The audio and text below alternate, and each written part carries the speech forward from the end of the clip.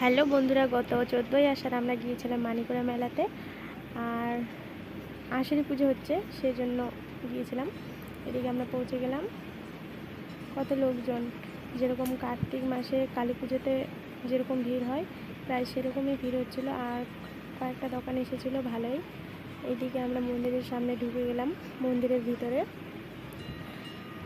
অনেক প্রচণ্ড ভিড়, আবার খুবই গরমও ছিল, প্রচণ্ড গরম।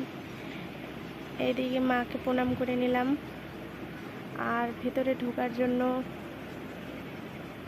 চেষ্টায় ছিলাম যে ভেতরে ঢুকবো, কিন্তু দাদাগুলো ঢুকতে দিচ্ছে না, কারণ আমরা ঢুকলে আরও অনেকজন ঢুকবে, সেই জন্য বাইরে থেকেই আমরা দেখছি আর মাকে প্রণাম করছি। আর মায়ের নামে বাইরে আমরা প্রদীপ জ্বালিয়ে দেব। আমরা রাস্তায় কিনে নিয়েছিলাম, জানি যে ভেতরে তো ঢুকতে দেবে না, সেই জন্যই বাইরে থেকে দেব। সেই জন্য এদিকে আমরা প্রদীপগুলোকে ধরে নিচ্ছি।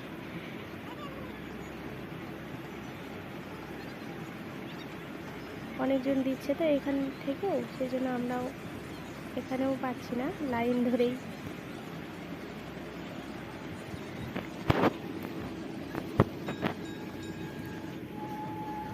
আমি পুজো দিয়ে দিলাম, এদিকে মা তারপরে দিচ্ছে।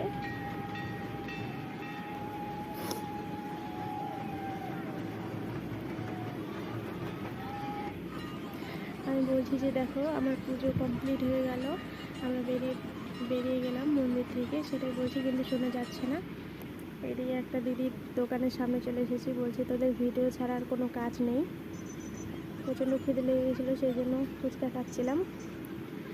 আর কেমন হয়েছে ভিডিওটা অবশ্যই দেখো বেশি করে, আর একটা লাইক তো অবশ্যই